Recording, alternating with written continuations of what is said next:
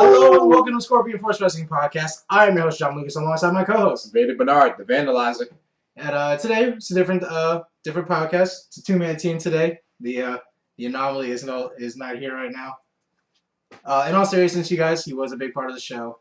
We do wish him well and all the best. You know, we are still best friends. It's no hard feelings or anything like that.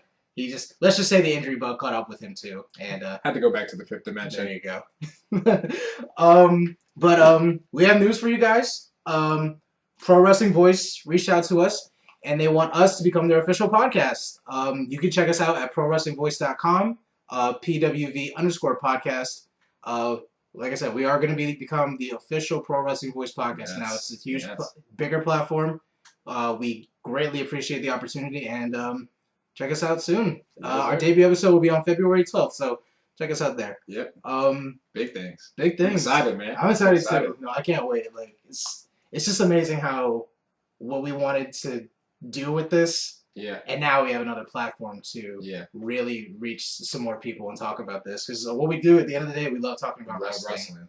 Wrestling. Now more people can join in on a conversation with us. They can feel like they're here with us and we're talking. We do want to be conversational. And we know how good wrestling talk is hard to come by. Our friend Kenny, who hasn't been on the show yet, he's been a part of this podcast as well.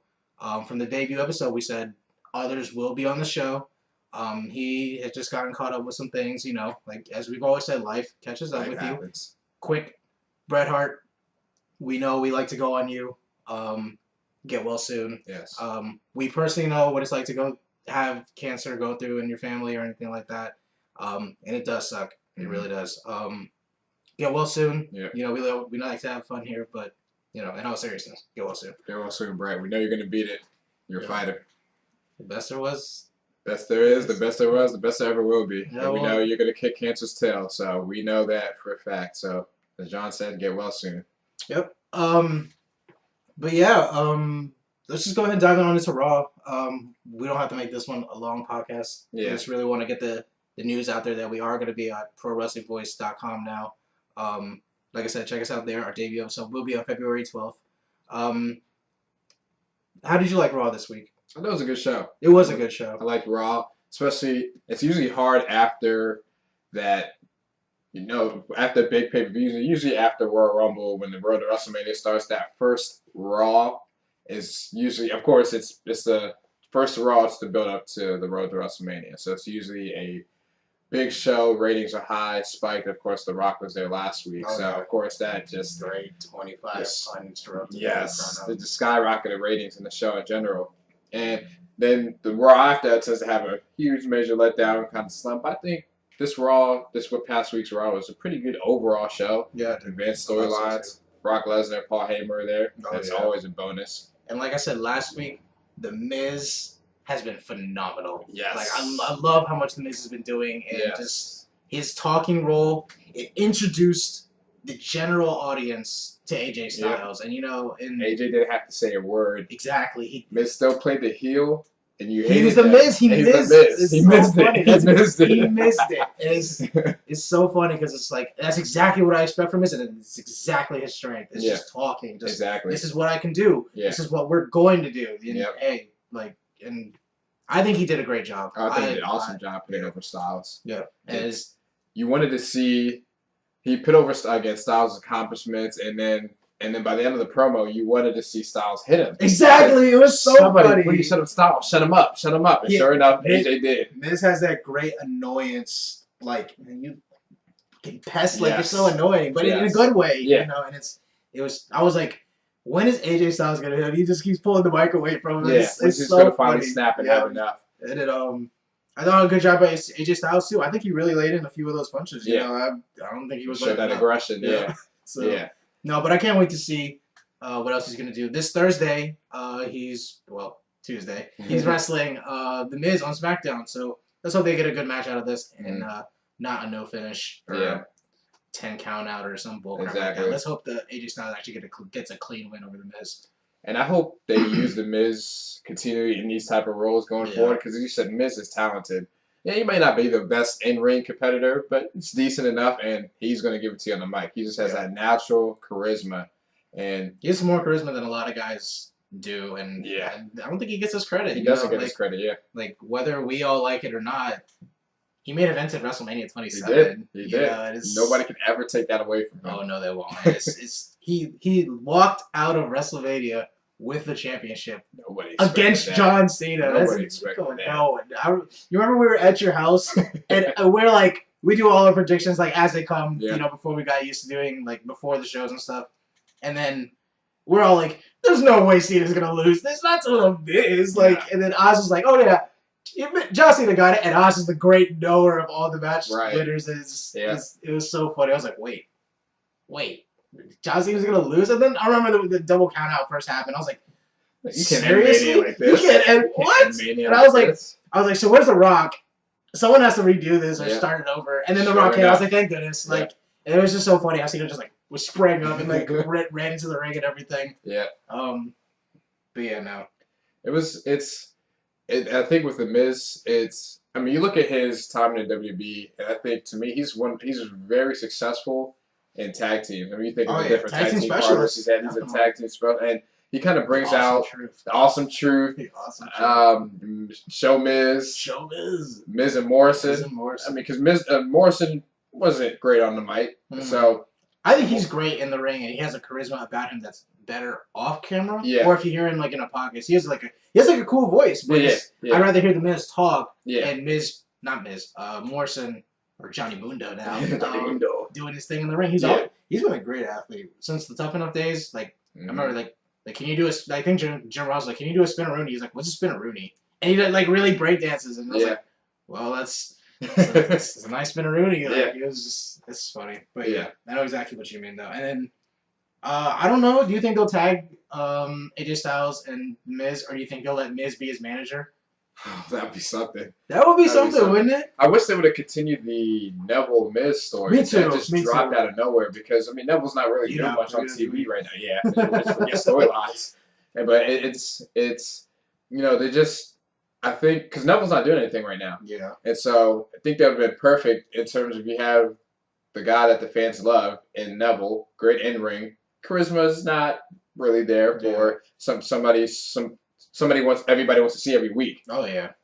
Having the Miz be with him, instantly you want to see what Neville's going to do, what crap Miz is going to say, what is going to come out his mouth. So I think that would have been a great babyface heel type partnership that usually doesn't happen. Yeah. With and I mean last time it happened, it was organic with Sandow. Like, it was just exactly. I don't know how that worked. I don't know how it was just funny. Like I couldn't believe this is like legit the best part of the show. Yeah. And it's the Miz and Damian Sandow. It's kind of like when Team Hell No was like the best part of Raw for a little while. I was just like, I can't believe Kane and Daniel Bryan got over saying these unlikely pairings. No. Yeah. Oh, the tag team champions. Yeah. That was pretty good back in that day too. I was happy they got their win at Mania 29. Yeah. But yeah. Going back, So and continuing on the Raw recap, of course AJ Styles, big I mean he continues to get that fan support, that pop, and I think that's translating great into the WWE. Definitely. Big things definitely will come from him, I think. I mean I think it's hard to mess this up. You just gotta let it happen. Just let him do him. Give him a long term. I think this is the thing. He needs that rival, that long term feud. Now go to Mania, after Mania, kind of establish him. Do you think he'll fight the Miz at Fastlane? Like, do you think they'll continue? They'll start up a feud because of the Miz TV segment and SmackDown. Like, I could see Miz like DQing himself for a bullshit shoddy finish. I can see that. I can see that happening, and maybe the segment was so good. I wanted them to have a match at Fastlane. Yeah. Like I was just like I was like, so when are they gonna fight now? This is exactly what I was thinking. Like as the segment was going on. I think it'll be a good way to do a short term feud. Yeah. Give AJ a good win. Miz continue his misery. Oh man. And then I hope he hears that and says it on TV. And there you go, Miz. We got you. We help you, man. We write this stuff for you. I mean, we wrote the Miz's pro. Nah, but no, I think that'd be a good short term feud, and then maybe have him and Jericho face off at Mania, depending on, or if they decide to go AJ Jericho at Fastlane. I mean, I don't know what way to decide to go, but I think either one of those would be a good option. Okay. I'm starting to think like there might be like a triple threat in the works here, like Miz, maybe AJ Styles, and maybe Kevin Owens or something like that, or maybe Jericho somewhere, just like at Mania or something like that. Yeah. Definitely. Speaking of triple threats, I heard WWE's trying to do Sasha versus Charlotte versus Becky Lynch for Mania. The triple threat. I think, originally I think, we both thought it would be just Charlotte versus Sasha. Yeah. I think that would have been a good way to go. But I'm fine with them adding Becky Lynch in because Becky Lynch is, she's just a natural babyface. She has the crowd behind her. She's very good in the ring, one of the best female women wrestlers. Okay, divas. We'll go by WWE terms. Divas on the roster. So I think that triple threat match would be, that could...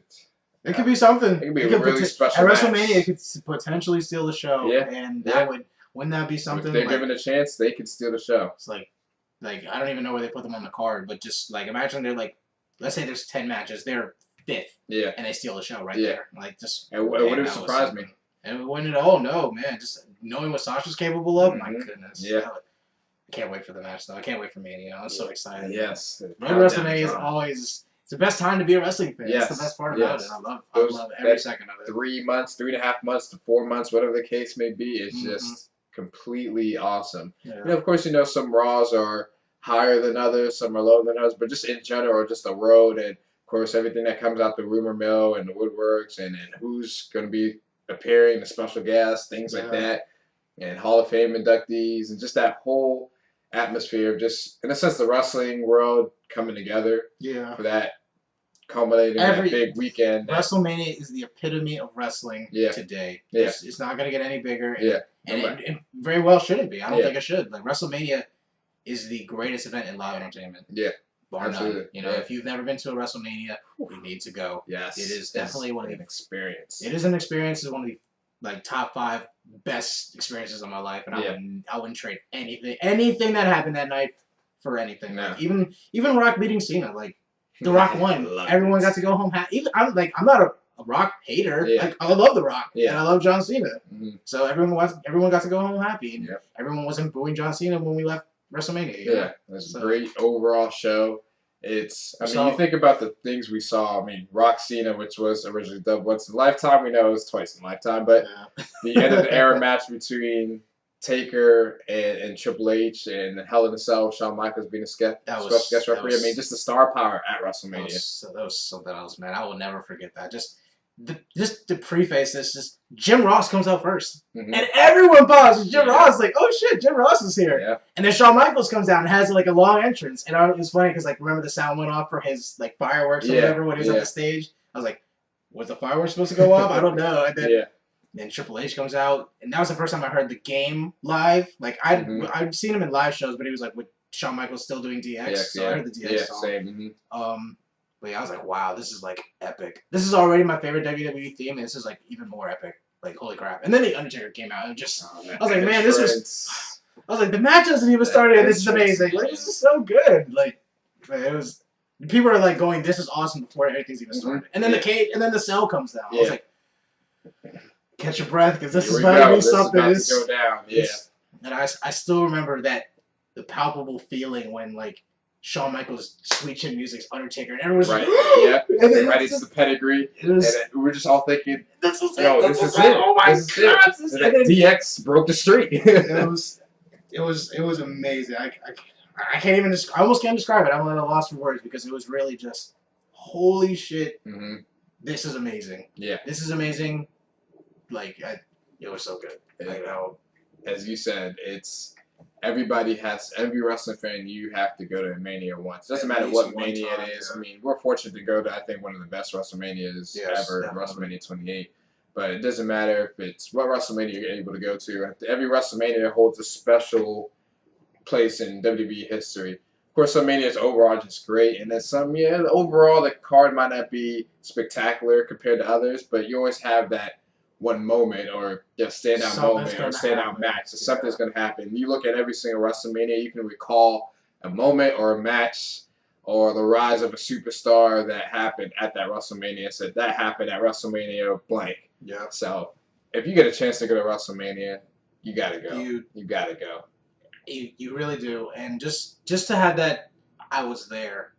When John Cena fought The Rock the first time. Yeah. That match lived up to the hype, the excitement in the audience. Yes, everyone was standing on their chairs We weren't even standing on our chairs for Undertaker and Triple H. We're standing on our chairs when John Cena starts to come out, and then The Rock comes out, and everyone's already on the chairs. You're not gonna see it if you're sitting down or you're standing. You gotta get on your chair and look over people, and just because it's just one of those dream matches that fans want to see. It's a fantasy book, and you never. I mean, of course, you said never say never to WWE and in wrestling, but you never know if you're gonna see it, and we did. Yeah. This is almost Hogan and Rock was one of those dream matches. Are we really gonna see it? But it happened. It happened. Awesome. So, I'm pretty sure we watched that one at your house, and that was awesome. Yeah, that was so good. It was. I hated it. The Toronto crowd turned on The Rock. They turned on The Rock. As I said last time, I was in denial that The Rock was getting booed when he's supposed to be face. It's Hollywood Hulk Hogan. It's not Hulk Hogan. This is Hollywood Hulk Hogan. And then, I mean, he didn't do anything. He betrayed WWF and WCW. Yeah. You know, he's like NWO. He's not even. Yeah. And WWE. He's on his own, and he didn't do anything. The second they step in the ring, they start cheering him and booing The Rock. But great event. Great match. Great moments. It's WWE always knows how to not. I don't want to say pull one out of its ass, but they know how to pull a rabbit out of the hat. Yeah. Like even with the main event last year, that main event between Lesnar and Reigns was good. Mm-hmm. That was a good match. And then just like Reigns didn't lose, Brock didn't lose, and then hey, what's like the craziest thing that could legitimately happen right now? Seth Rollins interferes. Seth Rollins cashes in Money in the Bank in the middle of the match and turns into a triple threat. Yeah. It was just like, is this really gonna happen? This is really gonna happen. And then the sequence they had was perfect. Like I think he threw Reigns out, or he curb stomped Lesnar first. Yeah. And then he's going for a second one. Lesnar comes up for the F5. Yeah. And Reigns spears the mess out of him. Oh my gosh! Like I go back and watch that, and as he's spearing him, Seth Rollins like falls off and he gets ready to run back for the curb stomp, and I'm just like, man, they had to hit this perfectly. Oh yeah. I mean, execution was flawless. Thank you, flawless execution. It was just. I don't remember when I saw him do the spear. I was like, oh, that looks like it hurt Lesnar. That was vicious. I mean, because the thing is, usually when you're doing the spear, you can brace yourself. But the thing is, he has Rollins on top. Yeah. So he has to protect Rollins. So Lesnar, in a sense, is just straight eating that spear. Yeah. You want to think wrestling's fake? Try taking that move with somebody else on your shoulders when you because he's protecting Rollins. It's okay. I'm taking this. And it's a full-on Sean Taylor just tackle. Like no bull. Yeah. And that was, I mean, as you said, the match. I mean, I think people forget the match because Seth Rollins overshadowed the catch. And as you said, the match was great. I mean, it started off with Lesnar just suplexing, and then of course Reigns comes back and he starts getting his time in and dominating Brock, and it's like, oh, Reigns is taking the punishment from Brock and he's dishing it out now, and then just go back and forth, and then boom, Rollins comes in. But just a great main event, and I mean, we talked about it, how WrestleMania 31, the build up, you made it seem like it was gonna suck. Yeah, and it was just like, I hope it's good, and like me, give them the benefit of the doubt. Mm-hmm. It has to play out. You can't judge it before it starts. You can't judge it till after it ends. Yeah. Like and even then, it's just let it sink in. Yeah. Just wow, this really just happened. We have a new champion as Seth Rollins is holding the title, and the fireworks going off behind him. He knows he's the man. Yeah. The man. So. And from that point on, the rest is history. I know. It sucks that the injury bug caught him with him too. I thought he was an Iron Man. He was putting on 5-star matches like every night. I couldn't tell you a bad match for Seth Rollins, and it sucks that everyone gets injured. He was running hard, and I know he was. Yeah. So let's just hope that he is getting some much needed rest. Yeah. And that mental break that I think all of us need. Right. So. And I think it's. I mean, you definitely go to appreciate him. You see some of the matches on Raw now, and I mean, it was just almost a regular that you expected a good match out of Seth Rollins or whoever he was facing.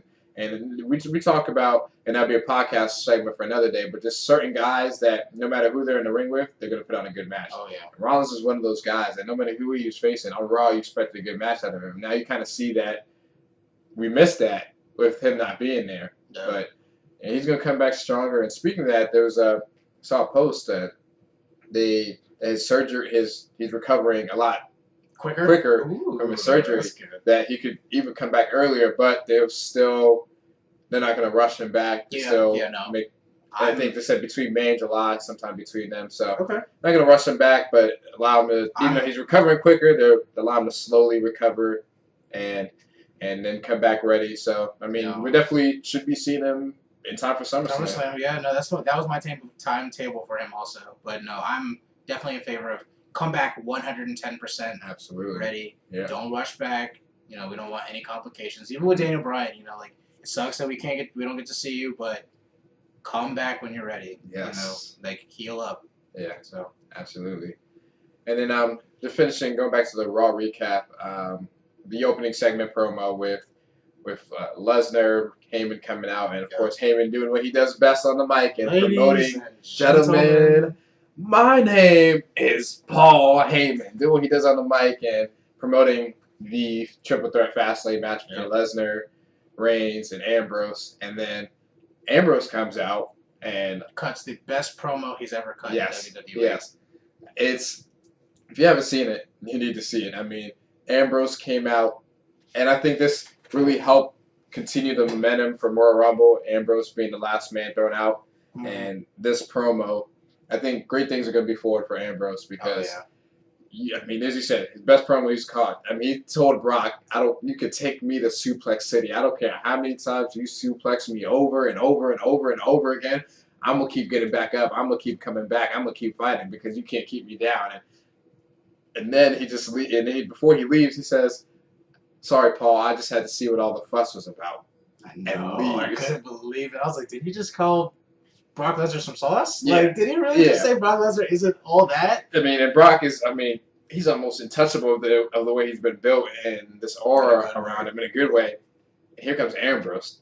From Ambrose Asylum. You know, of course, I mean, there's a size difference between Ambrose and Lesnar. And here comes Ambrose from the Ambrose Asylum walking in the ring, and standing straight up to Brock Lesnar's face. Of course, I love how he taps the mic. Yeah.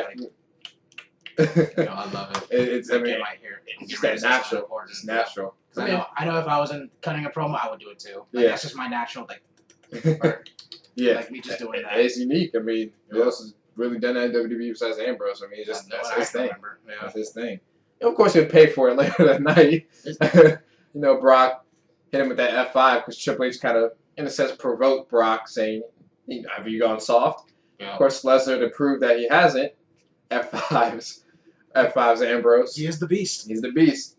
But, hey, Ambrose going to come right back next week and a week after that. I'm looking for that Fastlane match. Yeah, me too. It'll be great. I think it's going to be a good, help put Fastlane on the map kind of match. Yeah. Because I know they do want it to be a bigger pay-per-view. Right, not just a filler in a sense and throwaway between Rumble and WrestleMania. You know what's funny? Because now that I'm thinking about it, the main event last year was Roman versus Daniel Bryan for the #1 contendership. Yeah.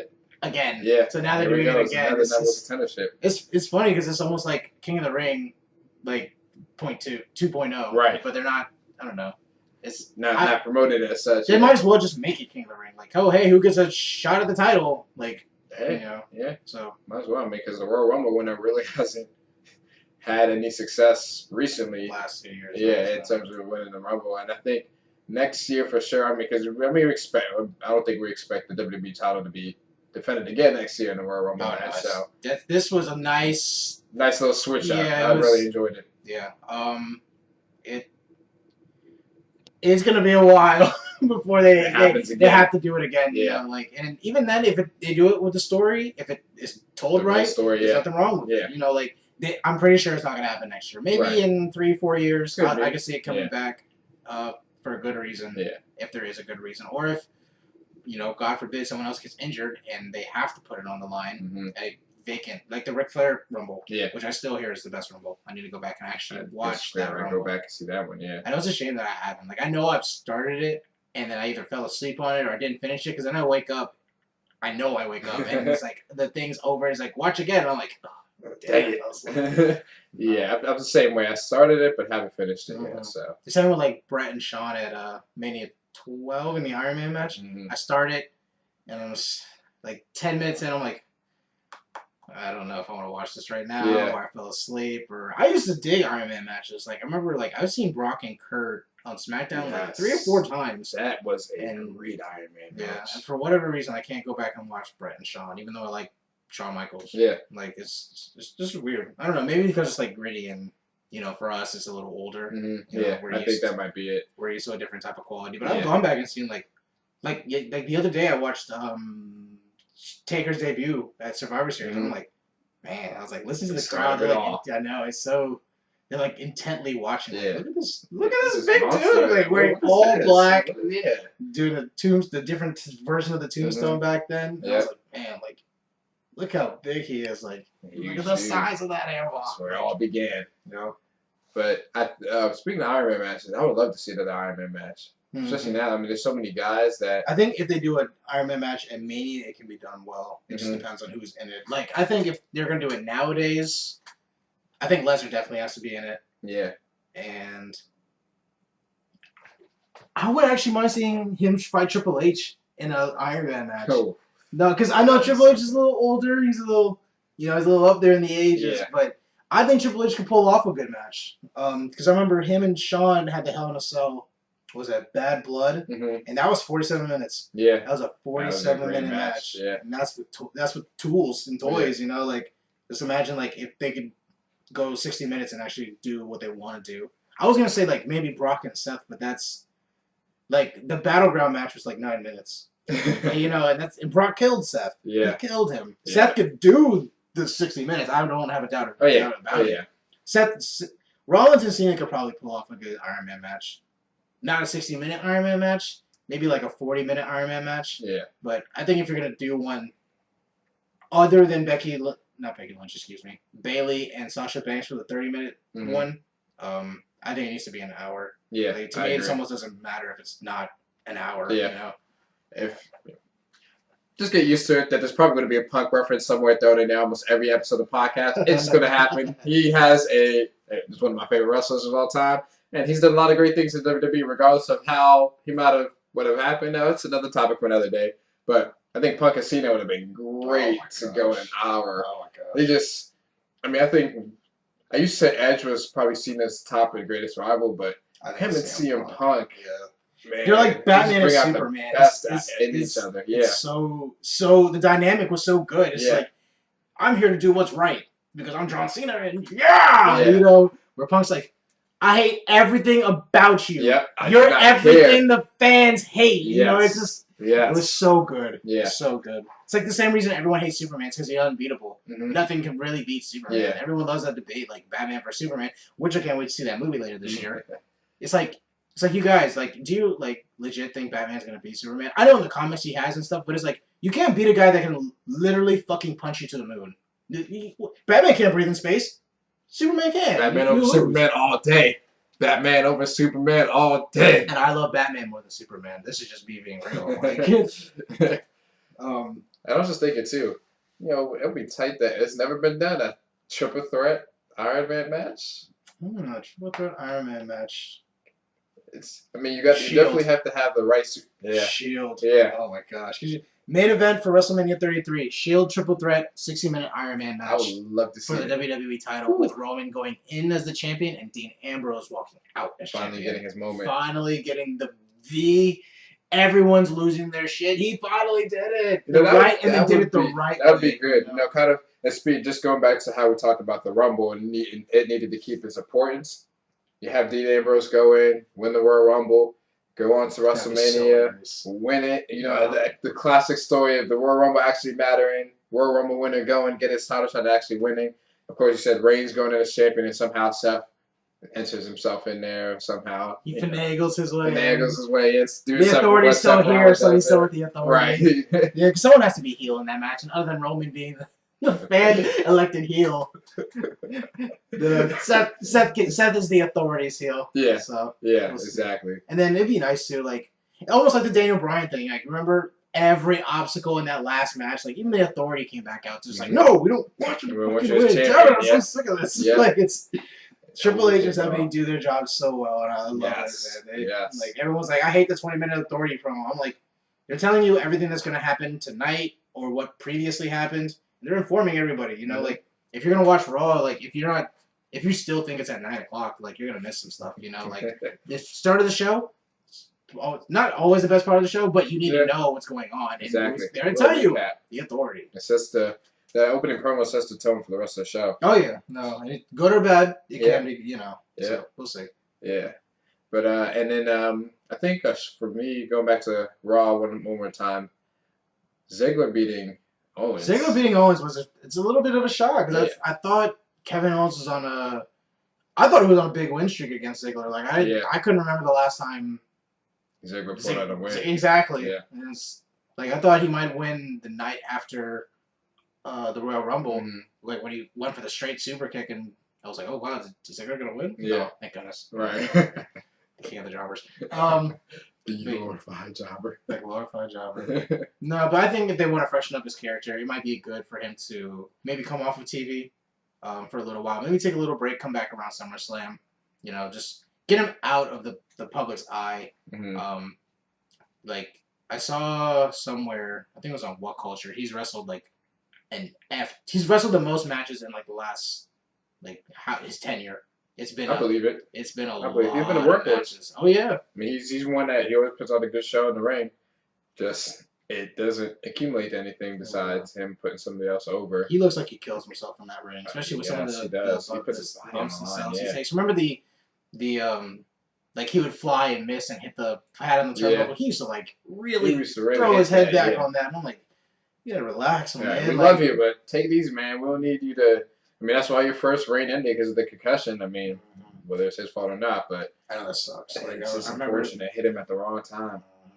It's a shame how just like that someone can go out. Yeah. You know, it's like they really do put their lives on the line, and it really.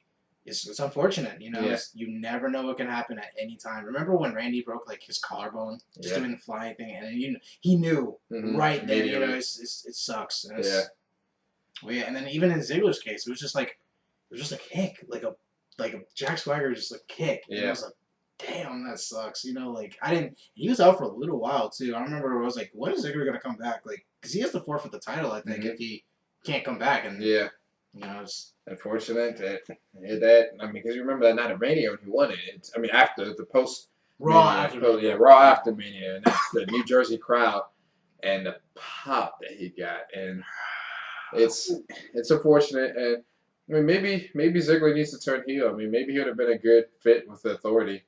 You know, kind of in a sense of, I mean, I think they hinted at it before the Survivor Series match last year, Team Authority versus Team Cena, which Sting came in to help and Ziggler won. Yeah.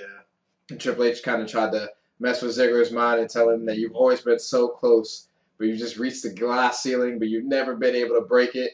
If you join the Authority, you'll finally get everything you deserve, over the top things. And it kind of made you thinking, Ziggler gonna side with the Authority and shoot? I think it needs to get to the point where Ziggler is just, I've done all that I can. I've given everything I could to the fans, and yet I'm stuck. I've never gotten over to the pinnacle and just rip it and join the Authority. I think what he needs to do is cut a real promo. Like, remember when Sandow did this wasn't supposed to happen, and I was like, yes, this is gold. Yeah, let him talk. Exactly, like, just let him be him. I would. Even when Ryback did his, I started to get back on the Ryback train when he did. I was like, this needs to become a much more common thing. Like, like we eat this stuff up. You know, like it's okay in the sense that you want to hold off, but at the same time, when you want guys to get over, you want like a feud. I think if you want a feud to really like get jump started, you kind of need to do that. Yeah, you have to put that personal touch behind it.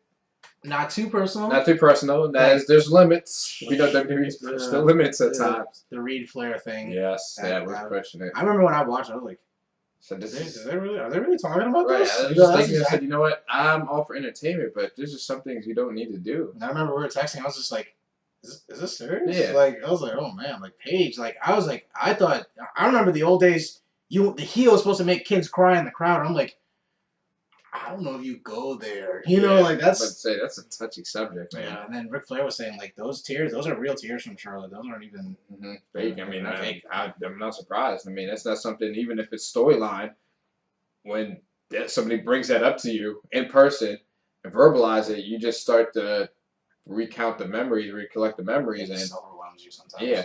yeah. So no matter, I mean, there's just certain things you gotta stick within the limits. We know the WWE's notorious for pushing the boundaries, and it's things that's controversial, but it is what it is. It is what it is.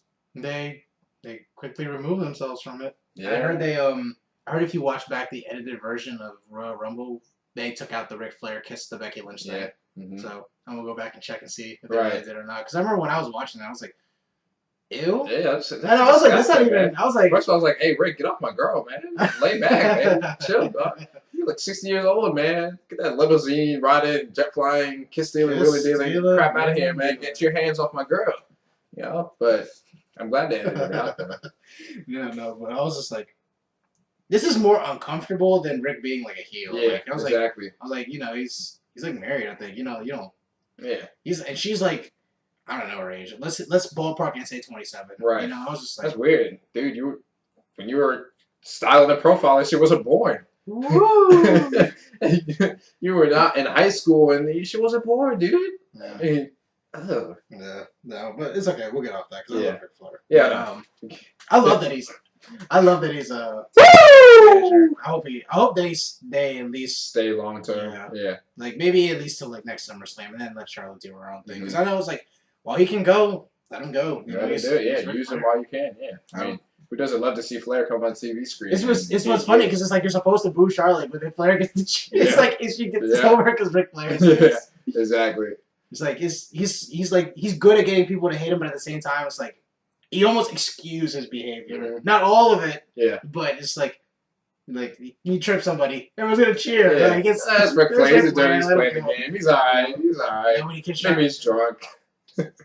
I don't know how many times I thought that. It was just like, and I remember one time Kenny, like, we were talking about it, and I was texting Kenny, and he was like, I wonder if Ric Flair's drunk right now. And he's like, Ric Flair is Ric Flair. And I'm like, okay, like, I guess that means he's drunk. So, yeah, right. Yeah, but, yeah, getting back to Raw, what was the next match on the card? We had, one of the things I wanted to touch on was, Brie Bella beating Charlotte. Yeah. I think it was mentioned somewhere that it's probably rumored that Brie Bella is going to face Charlotte as a kind of filler-in feud between Mania before Sasha and Becky Lynch reportedly Fastlane. Brie Bella get a title shot against Charlotte. And I think it's mainly to capitalize on Nikki being out with the sympathy card, and then more Total Divas footage. Woo! Because we love that.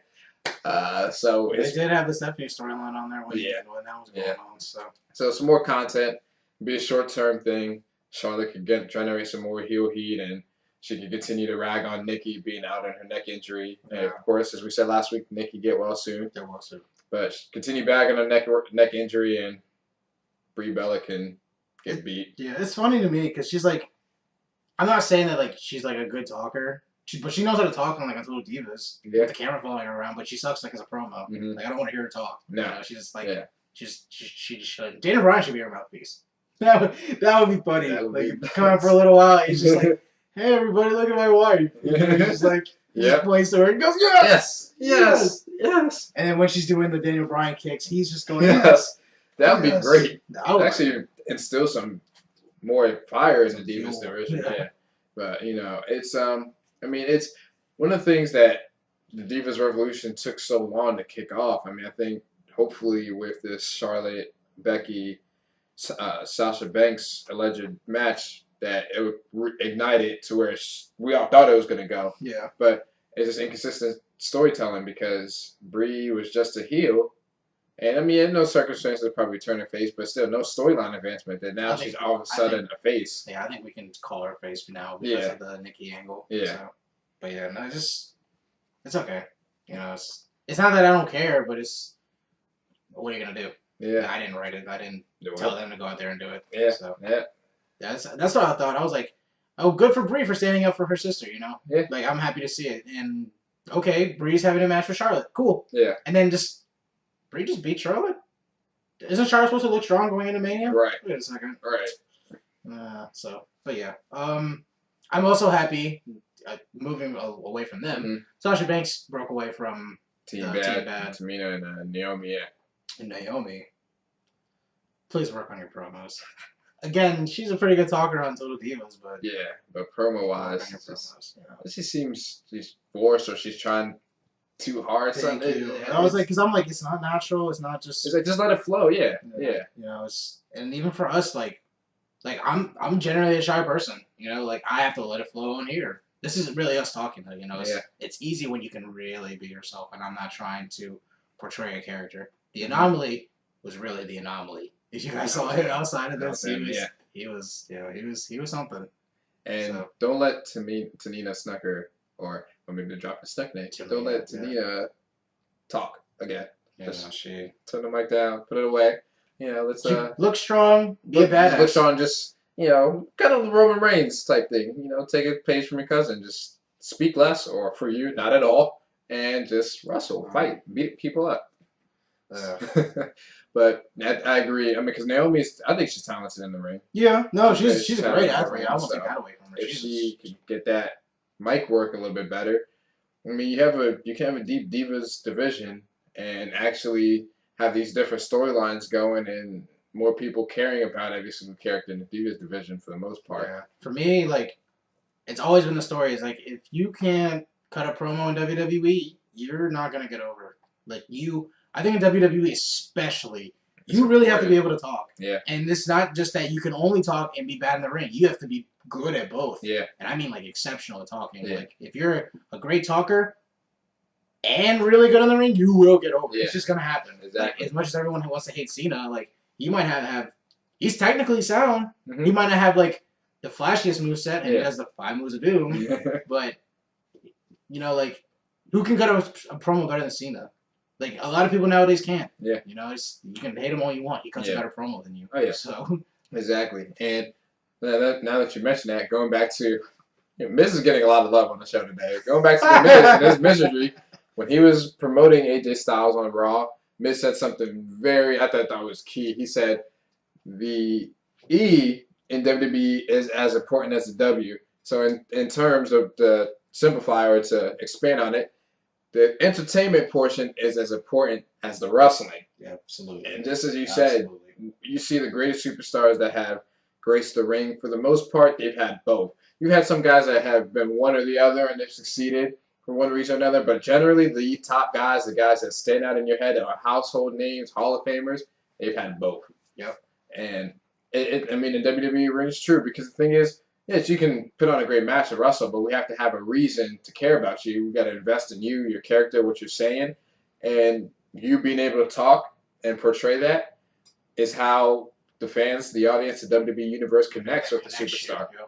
So you got to be able to talk to get over your promos, and it's... You saw how The Rock got over. It wasn't his in-ring work. It was what happened? When they put a microphone in his hand and let him talk. Let him talk. Let him talk. Started talking in third person. I mean... Here's this guy. Who's dude does that? He's talking in third person. Something nobody else did at the time. You know, like, people chanting along with him. The Rock says, "No, you're wrong," and shut your mouth. You know, when he was a heel and he was, the Nation days, and he was he was The Rock, and you said they gave him a mic, and everybody's chanting along with him, and then he stops. He's, whoa, whoa, whoa, whoa! This is a sing along with The Rock. You jabronis better shut your mouths. It's awesome. It's just things like that. It's just guys. And again, that's another topic in terms of the best talkers in the business. But The Rock and guys that you just give them a bullet point of, okay, this is what you're going to promote or talk about. Go. You got 10 minutes. Yeah. Have at it. Have at it. Yep. Rock and Jericho. With Jericho being back, I really hope they use Jericho during his time right now around the roster to allow him to help guys in their promos. Yeah. And just work with them. The thing is, I don't understand is if you have these legends around the game and you suck on the mic, people tell you suck on the mic, or you're not that good, or you can always improve on something. You can go to these great talkers and say, hey, how do I evoke this passion out of the audience? How do I connect with them on this topic, on that topic? How do I make them feel the same way I feel? How do I make them care about what I'm feeling? And when you have guys like Jericho around, a great talker, I think they need to really invoke that. Of course, WWE kind of puts limits in terms of these structured promos as opposed to beforehand where they just let guys have bullet points to go out and talk. So I think these scripted promos got to go. Yeah. Because I think somebody like Reigns would be better If they just let him talk. talk, as opposed to giving these bullet points and force him to say this. Okay, we want you to be the top babyface, and we want you to say this, and the fans are gonna react this way. Suffering succotash. Yeah. Yep. That was most of his promos. Suffering succotash. Yeah. But I still can't get over that. No. It's That should never have been. That's like a Santino line. You don't. Roman Reigns isn't. he's supposed to be this big tough dude. Like, ignore the PG rules. He's the guy that can literally just go out and say, "Fuck you, I'm gonna kick your ass." Yeah. And boom, perfect. You Yeah. don't even have to say anything else. Mm-hmm. Exactly. And fans are gonna love it and buy it. And when he says that, it's okay. You know, Roman Reigns, because Roman Reigns can go in the ring. Yeah. He can go in the ring. I don't care what anybody says. You can love him, you hate him. He can go in the ring. Yeah, his mic work is just the thing that needs to work. Or just speak as little as you can. With purpose. With purpose. Get to the point. And, you know, he's one of those, I don't want to hear him talk for 10 minutes. Like, I want to hear The Rock. Talk for 10 Yeah. minutes. I just need to hear you, like you said, talk with a purpose. Cut a 1 minute promo about what you're going to do, and then go out and do it. And that's it. They probably should just start having, like, Renee Young walk him through his promos. Like, have him do backstage promos from now on. Yeah. Let him go to the ring, or shoot him beforehand. Let him take. Yeah. Do it again, do it again, do it again, do it again until you get it perfect. Yeah. You'll get it perfect eventually. Right. You got a whole day to shoot. So. But we know WWE, if they want you to do a promo, they'll stick with you. We know how long they try to do that with Ryback. And I love Ryback, but his promos were, besides the one where they just let him come in and talk, be himself. But the ones where they're trying to force him, they're awful. And even backstage, you can tell just how forced and scripted it was when there was those backstage promos. But speaking of Ryback, I don't know. Man, I had hope that one day he might blossom. I mean, we remember when he was, before they turned him heel and he was facing Cena, Ryback he was at the peak of his popularity. And it was just, I mean, feed me more the second his music That's still over now. Thank goodness it is. It's still over. And I really think if they really capitalize on Ryback, he could still be something. But I think time is running out in terms of these stop pushes. I heard he has new ring gear now. Yeah, he looks like Goldberg. It's fine. This is like he looks like Goldberg now. The Goldberg / RVD reference is gone. Now it's just Goldberg. Yeah. So I mean, run with it. You know, it's traditional wrestling garb. Unless they're doing this to get Goldberg back. Could you imagine if he fights Goldberg like at Mania? Goldberg versus Mini Goldberg. Well, I don't. Not Mini Goldberg. Gilbert. Gilbert. Yeah. I don't know. We'll see. I don't know what he's gonna do at Mania yet. I have no. Other than the Andre Royal, I have no There's idea. a lot of guys that might just end up being thrown into Andre Memorial Battle Royal. Which means it'll probably be on the card this year. Yeah. It's not the pre-show. Yeah. So, I mean... Hey, fine with me. Yeah. They need to really... But going back, if they do that Andre Memorial Battle Royal, they need to do something with it. The win, it's not just... Give them a push. Give them a #1 contender whenever they want. Right. That would be... Wouldn't that be something like if you win the... Put some emphasis on it. Like, we understand Andre was... one of the greatest big men ever. Yeah. You know, it's put some points behind it. You know, but the trophy, it's cool. The first year was really cool to see the Cesaro Big Show spot. That was awesome. Like I remember, I was like, oh shit, like it's actually happening right now. And but yeah, no, give them an incentive. Like, hey, if you win this match, you will gain a #1 contender shot at any pay-per-view that you want. Yeah. Something like that. And because it only happens at Mania, that would really be something. Yeah. Like, just how the Money in the Bank got its own pay-per-view because of it. Exactly. And as much as we missed the Money in the Bank match on Mania, I mean, I look forward to, that's one of the pay-per-views I look forward to. I almost look forward to, you call me crazy, I look forward to more than SummerSlam. Yeah, I do too. It's WrestleMania, Royal Rumble, and then Money in the Bank. Because I mean, the Money in the Bank match, and generally all the Money in the Bank cards to me have been great. I mean, CM Punk versus Cena happened at Money in the Bank. So to me, Money in the Bank's always been one of the best cards. And you have the Money in the Bank match, and then you're interested in seeing who's going to win the Money in the Bank, and because that's always big moving forward. So it is. It's really nice to see like, oh wow, X person won. What's gonna happen in the near future? Yeah. Remember when Seth Rollins won? Like it was like, you slimy, nasty. I can't believe you won because Kane helped you. Yeah, exactly. And he turned it into like the biggest positive that could have came out of WrestleMania 31. Oh yeah. Like literally, and it's just funny how it's bittersweet. He really was. He really did get the last word in after Randy Orton gave him the best RKO we're ever gonna see. That was so good. It was so Yes. nice. I remember when that happened. I literally jumped out of my seat. I was like, fuck yeah. And then Tatiana, she's a huge Randy Orton fan too. So she's like, oh my gosh. That's awesome. Yeah. But yeah, going back to the Andre Memorial Battle Royal, because you said the winner can fight for the title for every pay-per-view. This would also be a good way to elevate either the United States Championship or the Intercontinental Championship, and the winner automatically gets a shot at a pay-per-view of his choice at the United States Championship or Intercontinental Championship. That would be something. So there's both or one of those. That way it's more value placed on the Intercontinental Championship. Okay, people are fighting for this prize, fighting to be Intercontinental Champion with all the history it has, or United States Championship and all the history it has, and that way, and you're looking forward to it. That title is going to be defended on one of the pay-per-view. I think all titles should be defended on every single pay-per-view, but it's weird that it isn't. Right. Like, I still never get that. I was like, I mean, I get you can have your IC tag US Diva / women's title defended on like regular shows. Yeah. But it's a pay-per-view. It's pay-per-view. Why is the title not on the line? Right. Like, isn't this what we build to? Yeah, exactly. What the heck are the titles there for? Just for you to wear? And then when you get the rare pay-per-views when the world title's not on the line, it's like, really, what's the point of this? Like, you don't defend the world title on your reign shows because you don't give that away for free. Yeah. You put it on the pay-per-view because that's what people want to see. It's supposed to be the centerpiece of this company. Yeah. It's supposed to be the main event, the most important part of this. Yeah. That's one of the reasons I dislike the Brock title reign. Because it was 3-4 months he would go without having the title. I love that Brock was back. I love that he won the title, but he kept the title entirely too long. I mean, it ended up being a great payoff, but I just hated having 3-4 pay-per-views where the title wasn't on the line. Yeah. What I thought is it would help with it being absent. It made it more must-see TV. Yeah. And then I thought in turn it would help elevate the U.S. title and the Intercontinental title. Which now that I think about it, if Cena had done the open challenge when Brock had that reign, then it would have really been something nice. And if Daniel Bryan was holding the IC title, man, that would have been something. Yes, that would have been really great. And post-WrestleMania booking, WrestleMania 31 booking, before WrestleMania 31. Like, if that happened all for WrestleMania 30, post SummerSlam, that would have been great. Yeah. That would have been great. I agree. And I think that, hopefully, Brock doesn't win the title again, or if he did win the title again, that he would be forced to defend it he'd be more present more often. So I heard he's gonna be on SmackDown in the near future, which is good. I love him. Coming episode, actually, next week's episode of SmackDown is coming up, so it should be a good show. Yeah, it'll be a good show. I like that though. I like that Brock's appearing more. Definitely gonna check that out. Give me a reason to watch SmackDown. Right. Yep. Right. That's all we wanted. A reason to watch SmackDown. Thank you. Finally. Yeah.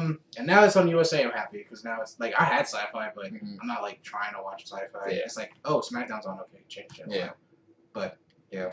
Let's go back to the match card. What else happened? So those are the main takeaways from the show. Rusev had a match with Kalisto.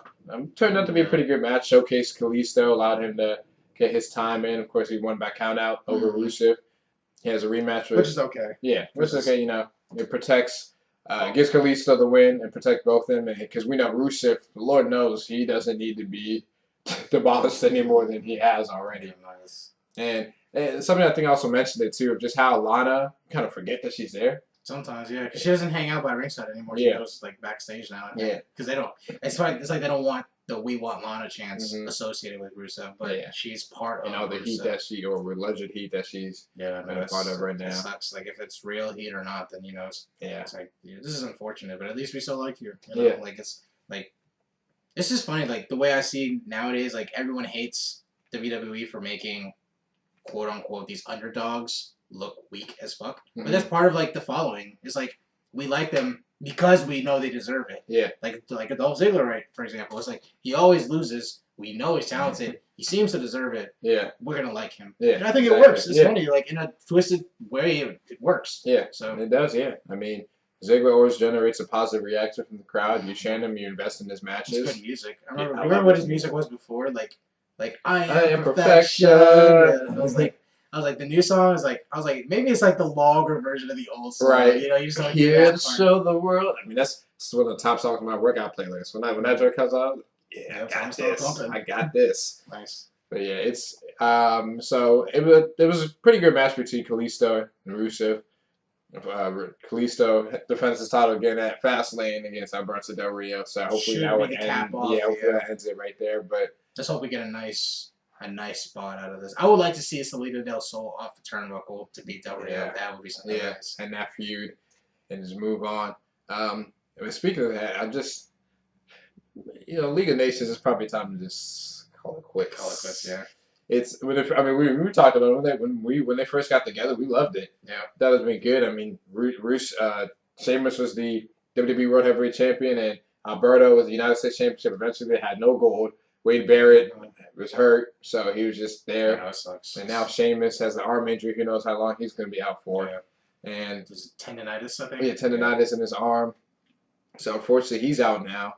And I think Alberto Del Rio there's a rumor he has some type of maybe a neck issue, but he should be cleared. I think doctors cleared him that he should be good for Fastlane. So it's not that serious, but I'm just these injuries, just dropping like flies. I'm just thinking, when is it going to end? I mean, there has to be a point where it just stops and people come back, and we can actually have near a full roster. It's getting kind of scary now. It's because you just I didn't even know about the Del Rio injury. I was like, wait. Del Rio's hurt now too. I don't even like Del Rio. Right. He's hurt too. Right, and that's the reason they had him. He wasn't involved in any contact on Raw to kind of protect him. But it's crazy because you just metal, and you just think about, and you go through every week and you're thinking, okay, who got hurt now? That's scary. It shouldn't be like that. And you're just thinking, all right, who got hurt now? What changes are going to have to be made to Mania? I know I remember watching the match when Sin Cara got hurt. Like he dislocated his shoulder. I'm like, yo, I know something's wrong here. He's like calling the ref over. Big E's like not attacking him anymore. But props to him. He didn't finish the match. That's a tough son of a gun, man. Props to you, Sin Cara. I hope you come back soon too. But you're a fan favorite on Botchamania, but mad props to you because you did finish the match. Man, at this point, Mark Henry's gonna be main event in WrestleMania. They're gonna have to call Great Khali back. What? They're not gonna bring the Great Khali into this conversation. He is anyway. What if Mark Henry wins the Andre Royal? Do you think that would be good or bad? Like, let's say he was retiring and Mania is his last show, and he kind of makes it known. Like he cuts out a promo, like a real. I'd be fine with him winning. Yeah, I'd be fine with him winning. I think he's done a lot for the company. Oh, yeah. So he's a company guy. He's a company guy. He's been loyal through all these 17 years, a couple of decades. Yeah, and I think it'd be a good way for him to go out, kind of that fan appreciation. Yeah. He needs a great WrestleMania moment. Yes. I remember like when he was fighting Ryback at 29. I was like, pretty sure Ryback's gonna win this. And then Mark Henry won. I was like, it's Mark Henry won. Okay. Yeah. Let's see where they go with this, And then his faux retirement speech was like one of the best promos I've ever seen. Because I remember I was like, it got everyone. There was like, man, this is, and he's crying too. Oh man, like every reason, all the psychology behind it. I was like, man, this is like Emmy, Grammy, whatever, right? Whatever, Oscar, whatever you call it. Lillian called it. Poor Lillian, they just ragged on her. I couldn't believe they showed a replay of that. I was like, why are they showing a replay? You know, probably Vince McMahon's doing JBL announcers, Griller, gonna kill her, gonna put it on Titantron. Yeah, Slammy is probably after Grand. Like they named it after the Grand. Exactly, so it's close. I mean, she's an amazing musician, singer. So she probably just had the Grammys. She had the Grammys on. Like you guys are like next week or something. Exactly. But yeah, I agree that when Mark Henry does retire, he needs one of those proper send-offs. Yeah, he's not going to be. Yeah, he's not a Ric Flair, Shawn Michaels guy. That type of stature, but he deserves a proper send-off, a nice little going away. Yep. You know how Ric Flair, Shawn Michaels, Edge got. It might not be to that extent, but Mark Henry deserves it for all that he's given to the business, charity work, in-ring work, things like that. He's meant a lot to the WWE. He's been a fixture of the WWE, as he said, through multiple decades. Yeah, so he's in the Attitude Era, you guys. Don't forget that. Yep, Sexual Chocolate. Sexual Chocolate, Nation of Domination. He was around. Mm-hmm. He's been around. He's done some things, so... I remember he was part of the reasons like Brock Lesnar got over so much. Like remember when he first picked up Mark Henry? I was like, big. Nobody picked up Mark Henry. I was like, what? Nobody did. He's like throwing Mark Henry around like when he was doing I was like, oh my god. I thought him like nothing, like a ragdoll. That's what made Lesnar scary. It's like, man, like Spike Dudley put you on the map because you look kill Spike Dudley, but Mark Henry and Big Show really were like yo, this dude is like stupid strong, man. Like you're not allowed to be that strong. How do you get that strong? That's country. Yes. That's country strong right there. Like this. Yeah. This is scary, but yeah, no. Lesnar Cesaro. I still want to see it. Lesnar Cesaro. That would be that would be great. One day. Could you imagine if he gets his Lesnar in the big swing? That would be the terrible. pop. That would be, no, he can't do it. He can't do it. He's doing it. He's doing it. He's just flinging him around. Could you imagine? He's doing the swing, and then Lesnar's like, "No, f this," and he like pulls himself up to Cesaro, and he like plants himself on the floor, and then belly to belly suplexes him. That'd be awesome. That would be so crazy. The thing is, it could happen. Look how freakish athletes they are. It could happen. I mean, the spots in that match would be amazing. Yeah. That should be a good SummerSlam match if they do that. That's that's the spotlight it needs to be. If it's not, I don't know if it'll get a Mania, but that deserves a SummerSlam. I agree. I agree. But yeah, were there any more other matches on Raw?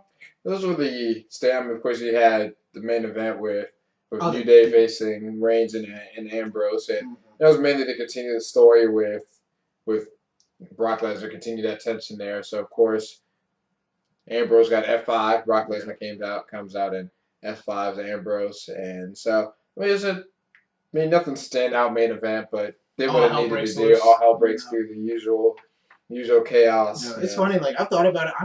I don't think I've seen like Ambrose and Reigns lose as a tag team yet. Like cleanly lose. Yeah, they're a great tag team if WWE wants to keep it going that way. Yeah, yeah.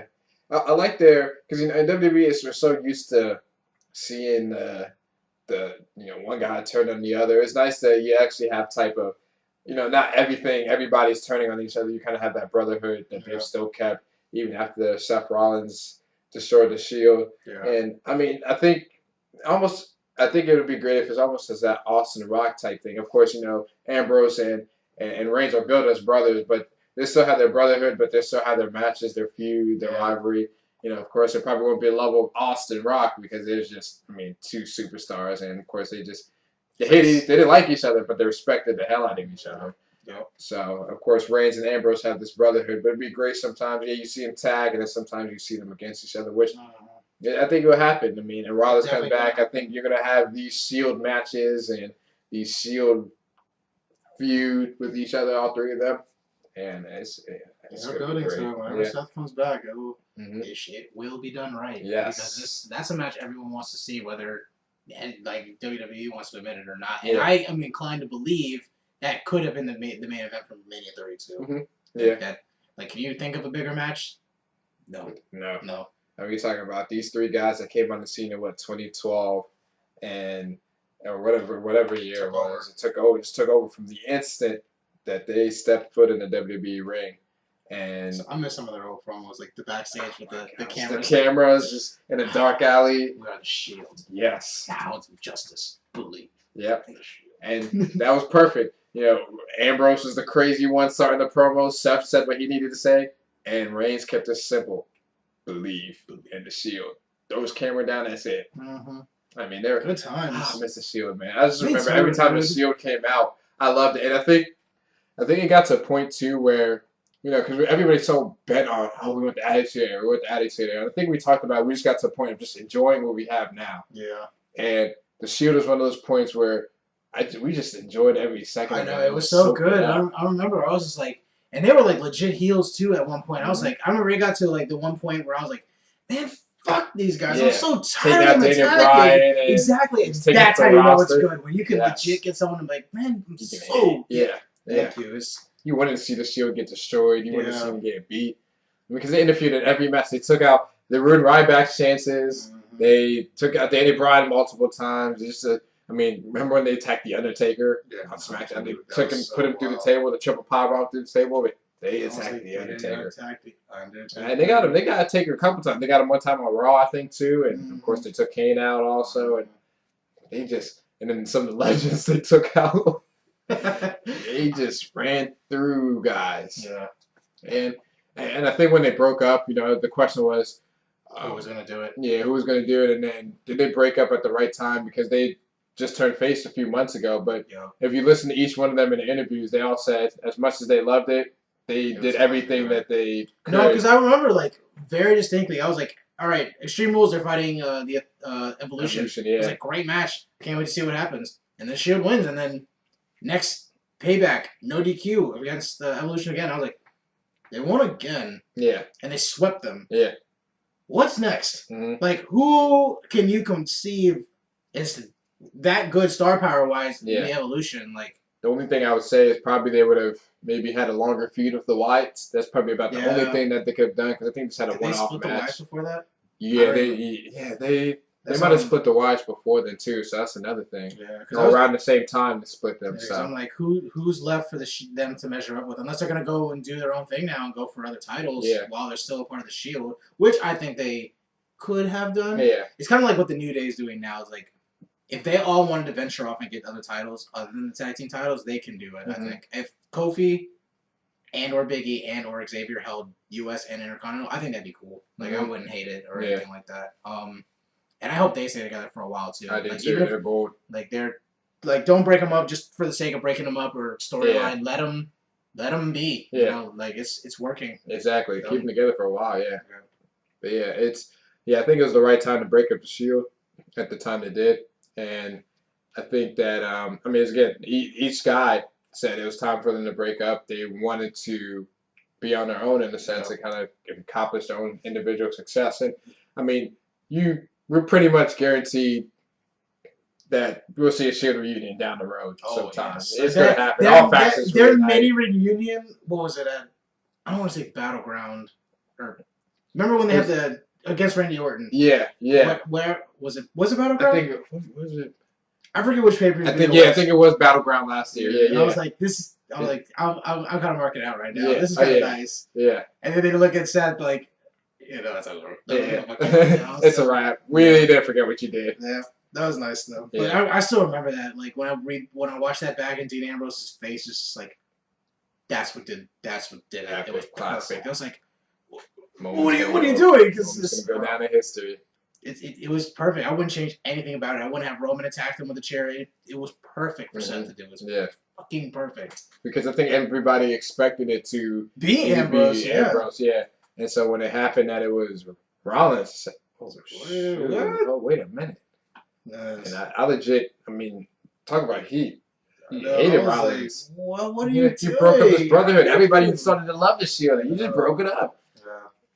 But they said they were going to take over the WWE, and they sure did. They have. And they're doing it, man. And hey, I'm fine with it because they're three of the most talented guys on the roster. Definitely. Overall, from top to bottom, again, no matter what you think about Reigns, he is a talented guy. They've all paid their dues too. They paid their dues. They can only be shot to superstardom now. I don't even remember when, like, after the Shield broke up and Ambrose was going through the mid card. I was like, good, let him do it. Like, let him get back the US title or the IC title, which he has back now. Yep. I think they should give him the version with the black leather on it. Bring the attitude era, ruthless aggression type style. They have so many versions of the IC title. Like I don't dislike the white strap, but I don't know. It doesn't do it for me. You know, like I'd rather especially like the way he dresses. I would like to see the black leather on him, or even debut a new IC title, something that we haven't seen before. Because I remember like when they had the little racetrack one. That's what I call it. Like Jericho made that famous, you know. But 9-time Intercontinental champion. 9-time. Maybe he'll go after it again against Ambrose. Hey, who knows? Hey, it would be a great rivalry. Yeah, probably another way to help elevate Ambrose even further because I believe his time's coming. His time's coming soon. Ooh, speaking of that too, I just thought of something. This is down the road booking, but let's say Ambrose wins the Money in the Bank. Rollins is the one that ends up winning the Royal Rumble. So of course Rollins gets the face. This Reigns is champion, and Ambrose comes and decides, you know what? I'm cashing in my Money in the Bank at WrestleMania. You have your Shield. The first one to do it. Ooh. Yep. The first one to cash it in advance before Mania. Ambrose would be the guy that would. He's stupid enough, not stupid enough, crazy enough to say, you know what? Gotta prove that I can beat both y'all, because you can kind of create that storyline of, Ambrose is the guy that can't beat Reigns, and he wasn't able to take the big one from Rollins, so he's gonna, I'm gonna prove I can do it. Why? Because I can, because I'm the freaking Ambrose. Oh man, I'm already thinking about 32 hasn't been happening. I'm thinking about 33. What can be? Right. There's all these guys coming back from injuries, but That's down the road. Whew, that's what we're talking about wrestling. Yeah, this is wrestling talk, man. This is fun to talk about. It's always something to talk about. Always. Yeah. Everybody, thank you for all your support. Thank you for all the feedback. ProWrestlingVoice.com. Thank you for the opportunity. Yes. We don't want to let you down. We're gonna do our best to live up to your expectations. Absolutely. And really bring some attention to the website and help grow the fraternity we call wrestling fans. Yeah. We're doing this because we love it. We know you guys love it. You guys are wrestling fans as well. So hey, let's chat, let's talk, let's have a good time. Let's do this together. Let's make history. Let's get to the top. It's almost saying, we're now Pro Wrestling Voice podcast. And it's kind of like WWE, or whether WWF got the F out. Get the F out? Oh, man. We kind of switching the game up, We are now Pro Wrestling Voice podcast. Feels good to say. Pro Wrestling Voice, the official Pro Wrestling Voice podcast. Yes, sir. Follow us on Twitter at PWV_podcast. Check us out at ProWrestlingVoice.com. We're not going to do just wrestling. We do want to upload more types of content. We're going to start playing video games, live streaming, Twitch, all that good stuff. We do want to grow our fan base. We are heavy gamers. We're football fans. We do love wrestling, but we do love a lot of other avenues too. And we do want to help grow and help build a bigger audience and get more people as wrestling fans. Because when you do like wrestling, it's great to talk about. We love talking about it. And when you can get the casual fan to like wrestling, then they become a mark for the business, and then they go tell their friends. And it just keeps growing. Tell their sister, their auntie, their grandmother, their cousin Pookie, their uncle. It's we love it. We love it. Yeah. Again, check us out, ProWrestlingVoice.com, PWV_podcast on Twitter. We won't throw the book at you.